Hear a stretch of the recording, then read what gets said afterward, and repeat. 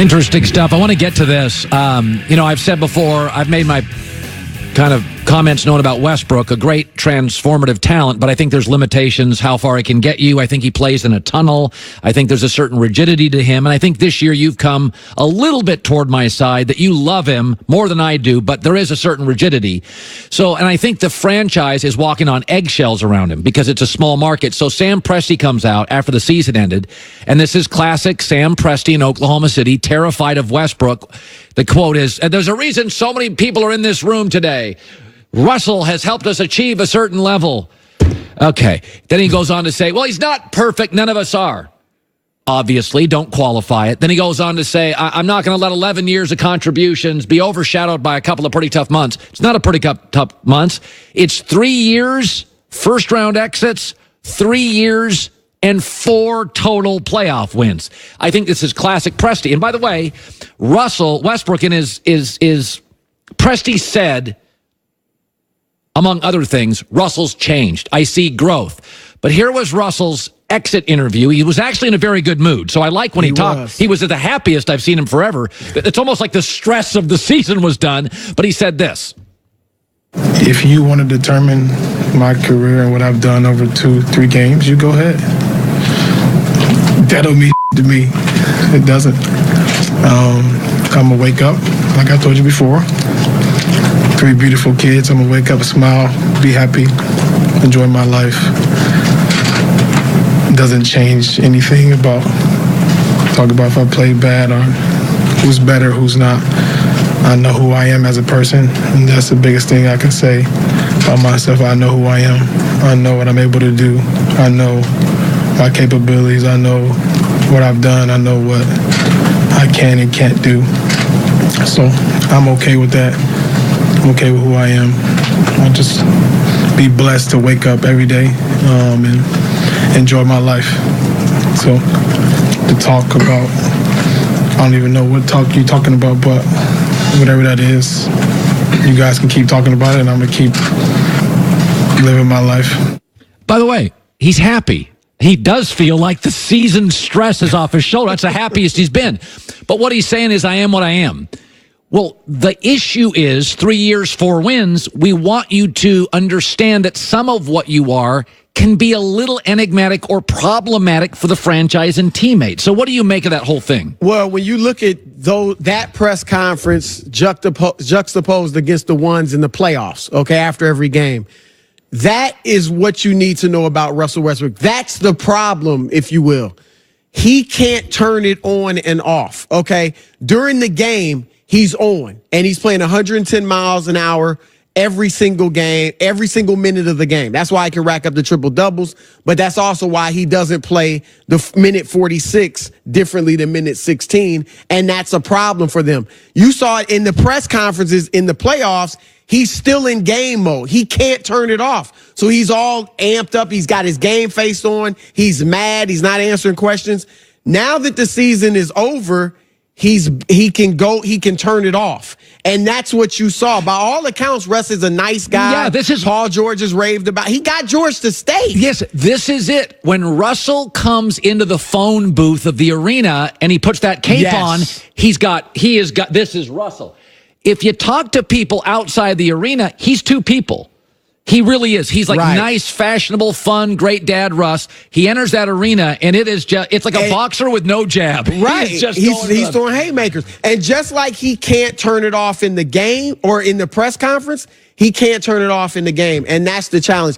As far as Sam Presti's comments, I'm fine with that publicly. Because obviously, you don't come out and just blast your franchise Of course. players. So I'm fine with the sugarcoating and the walking on eggshells and all that, but behind closed doors, as long as you're telling him the truth.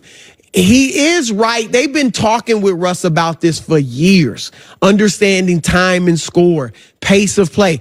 That's why Mo Cheeks is there as an assistant. I mean, Mo Cheeks was one of the most poised point guards we've ever seen. Sure was. He totally knew how to play that way. So you know how frustrating it can be for him when Russ doesn't get it. The thing is he? I don't know that he's ever going to be able to get it. No, I just think this is who Russell is, and it's okay. He's a gift to all of us. If you've ever seen Russell Westbrook play live, he's a gift to all of us. But there are players. He's a very rigid personality, and when you add the layer of intensity of the playoffs to an intense guy, did you notice how happy he appeared? Right. It was like you lifted. Do you know how bummed out MJ would be after getting out of the first round of the playoffs? Michael Jordan was still petty in his Hall of Fame speech. Russell felt like, whew, all right, that play. That's, I think, in fact, I saw a story earlier this year from Royce Young, who covers OKC. Yep. And Royce said, he goes, when it was Paul's team, it was a little more chill locker room. Paul got hurt, it became Russ's team. The locker room got a little tight. And because I do think intense people, I think that, what's the word I'm looking for? It spreads. Like if I was really intense and a yeller and a screamer. It's contagious. It's contagious. Yep. Intensity's contagious. So is chill. And I think Russell adds an intensity. I want to segue to this. The Sixers have big decisions. Embiid, Simmons, Butler, Tobias Harris, can't pay all of them. Okay, Embiid, 6 treatments to be able to play. He is hurt. At 25 years old. You don't like Butler as much as me. I'm Philly. I want to keep Butler. I love Jimmy Butler is a terrific player. Terrific. Okay, and you see he's their closer. He's their not only shot, but he has to be huge for them to be able to win this series. So yeah. I like putting the ball in his hands the way they did yesterday. No problem with Butler's game. There's no way I'm turning my franchise over to him. Number one, he'll be 30 years old in September. Okay, so signing him for 4 year, a max deal, that's, I think, going to be a bad investment. And number two, we know what he does to locker rooms. He's had trouble when he hasn't had the money. Like this year, he's going into free agency and he has trouble in locker rooms. What do you think he's going to do when you empower him with a $150 million contract or something? His issues in Chicago, Minnesota, a little bit in Philadelphia are with younger guys that are younger than him that he doesn't really have to answer to. I love him with the Lakers.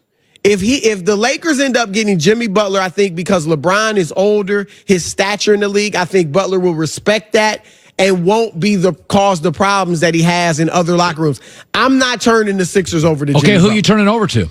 I'm keeping my young guys. Now, I agree with what you're saying a bit about Embiid. I wouldn't give up on him this summer, but at some point soon, they're going to have to sit down and say, do we need to trade him prematurely? 64% of the games as a Sixer, he hasn't played. Yeah, and like you said, 6 treatments at 25 years old.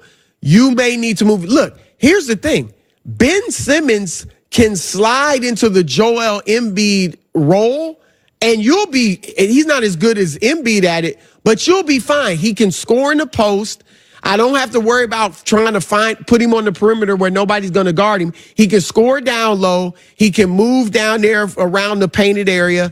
If you double him, he's a tremendous passer, and he can get the ball off the rebound and lead the break. And if I don't get the fast break points, then in the half court, I'm playing him near the basket.